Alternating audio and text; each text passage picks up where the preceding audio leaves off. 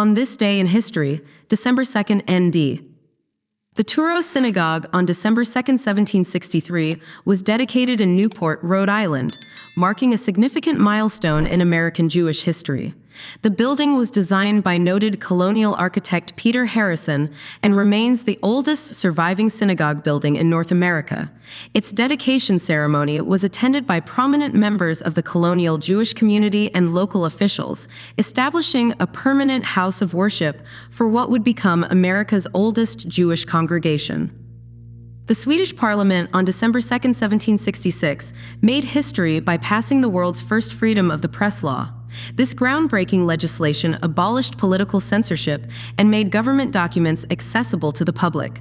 The law was championed by Anders Chydenius, who drew inspiration from Chinese imperial censorship practices but created something far more progressive for its time. Napoleon Bonaparte on December 2, 1804, orchestrated one of history's most memorable coronations at Notre Dame Cathedral in Paris. In an unprecedented move, he took the crown from Pope Pius VII's hands and placed it on his own head, symbolically demonstrating that his power came from himself and not the church. The ceremony cost approximately 8.5 million francs and involved elaborate preparations that transformed the cathedral into a magnificent imperial setting. President James Monroe on December 2, 1823, delivered a watershed foreign policy statement that would become known as the Monroe Doctrine. The doctrine declared that any further European colonization efforts in the Americas would be viewed as acts of aggression requiring U.S. intervention. This bold proclamation effectively positioned the United States as the protector of the Western Hemisphere, marking a significant shift in American diplomatic posture. President James K. Polk on December 2, 1845, articulated a vision of American expansion that would define his presidency. His State of the Union address championed the concept of manifest destiny, arguing that American expansion across the continent was both inevitable and divinely sanctioned. This speech laid the groundwork for aggressive westward expansion that would dramatically reshape the American continent.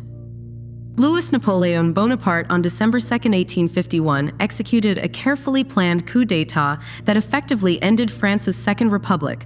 His forces seized strategic points in Paris, while he dissolved the National Assembly and arrested key opposition leaders. The coup was largely bloodless, but marked a decisive turn away from Republican government in France. Napoleon, on December 2, 1852, transformed himself from president to emperor, taking the title Napoleon III. The coronation ceremony was held at the Palace of Versailles, deliberately echoing his uncle's imperial grandeur. This transformation marked the beginning of the Second French Empire, which would last until 1870.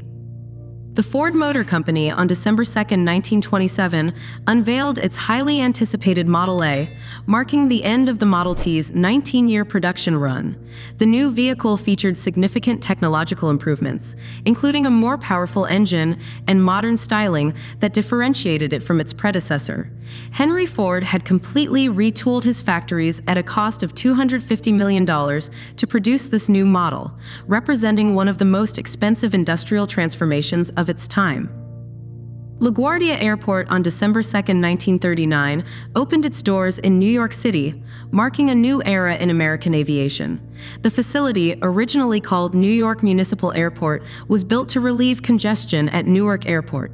Mayor Fiorello LaGuardia, for whom the airport would later be named, had personally championed its construction and was aboard the first official landing. Dr. Enrico Fermi on December 2, 1942, successfully achieved the first controlled nuclear chain reaction beneath the University of Chicago's football stadium. The experiment, conducted as part of the Manhattan Project, took place in a makeshift laboratory codenamed Chicago Pile 1. This breakthrough moment in nuclear physics was commemorated by Eugene Wigner presenting Fermi with a bottle of Chianti, which was shared among the scientists present. A devastating Luftwaffe raid on December 2, 1943, struck the Italian port of Bari, resulting in one of the worst Allied naval disasters of World War II. The bombing ignited a cargo of mustard gas aboard the American Liberty ship John Harvey, causing massive casualties and contamination. The incident was kept secret for decades and became known as the Little Pearl Harbor. The Battle of the Changchun River on December 2, 1950, concluded with Chinese forces achieving a decisive victory over UN troops in North Korea. The defeat forced UN forces to retreat south of the 38th parallel, effectively ending any chance of unifying Korea under UN control. This battle marked a crucial turning point in the Korean War, demonstrating China's military capability and commitment to supporting North Korea. The U.S. Senate on December 2, 1954, took the extraordinary step of censuring Senator Joseph McCarthy for his conduct during his anti-communist investigations. The vote of 65 to 22 marked the first time in Senate history that a member was censured for conduct unrelated to civil war or corruption. This censure effectively ended McCarthy's power and influence, though he remained in the Senate until his death in 1957. The United States and Taiwan on December 2, 1954, signed the Sino-American Mutual Defense Treaty in Washington, D.C., establishing a formal military alliance. The treaty committed the U.S. to defend Taiwan against potential invasion from mainland China. This agreement would remain in effect until 1979, when the U.S. formally recognized the People's Republic of China. The yacht Granma on December 2, 1956, landed on Cuba's shores carrying Fidel Castro, Che Guevara, and 80 other revolutionaries. The journey had been treacherous, with the overloaded boat nearly sinking several times during its 7-day voyage from Mexico. Only 15 to 20 of the original 82 rebels survived the initial landing and subsequent ambush, but these survivors would eventually form the core of the Revolutionary Army.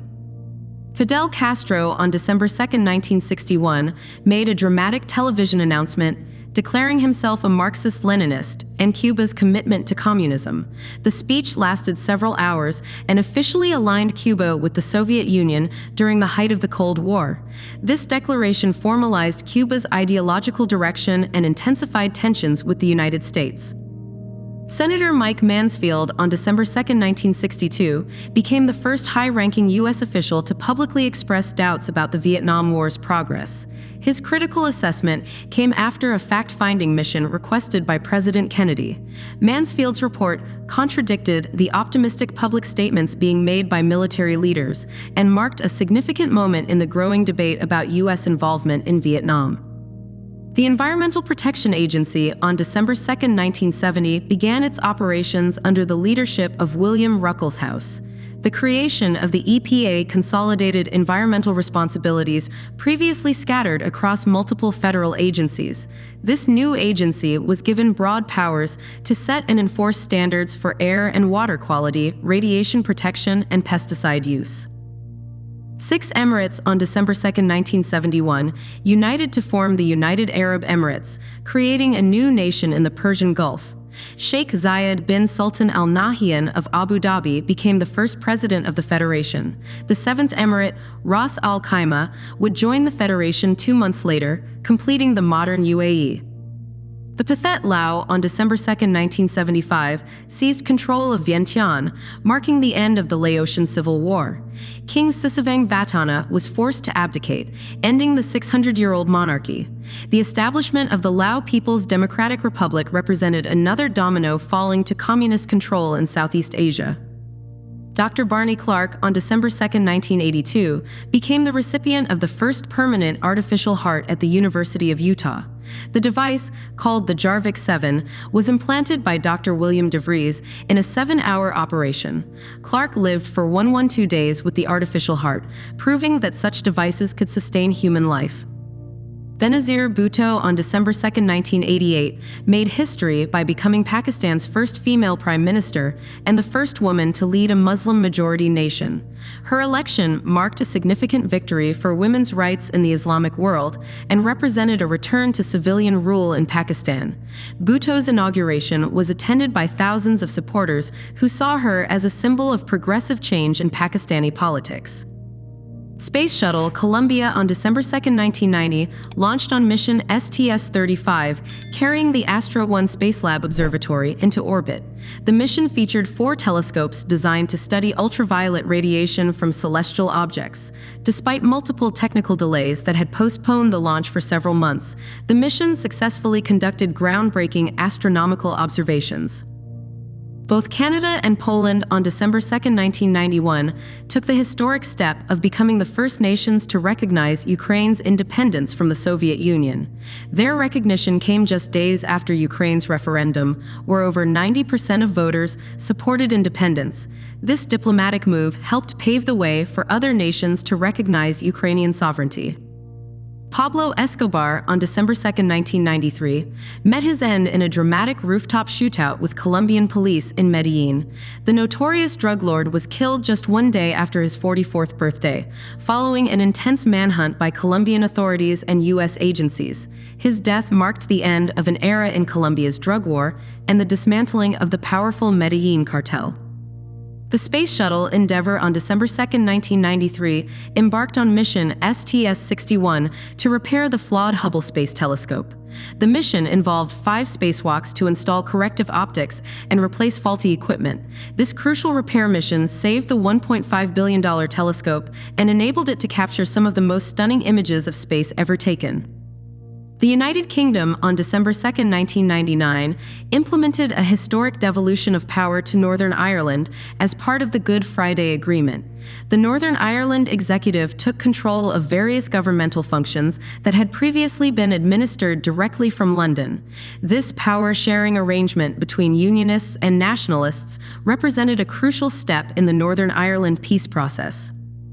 Enron Corporation, on December 2, 2001, filed for what was then the largest bankruptcy in U.S. history. The company's collapse revealed massive accounting fraud and corporate corruption that had artificially inflated the energy giant's profits. This bankruptcy led to the loss of thousands of jobs and retirement savings, and sparked major reforms in corporate governance and accounting practices. The UN Commission on Narcotic Drugs on December 2, 2020, voted to remove cannabis from Schedule 4 of the 1961 Single Convention on Narcotic Drugs. The historic decision acknowledged the medicinal value of cannabis and its derivatives. The reclassification opened the door for expanded research and medical use of cannabis worldwide, though individual countries maintained control over their domestic cannabis policies. Thank you so much for watching. If you enjoyed this video, don't forget to give it a thumbs up, share it with your friends, and subscribe to the channel for more awesome content. Hit the notification bell so you never miss an update, and I'll see you in the next video.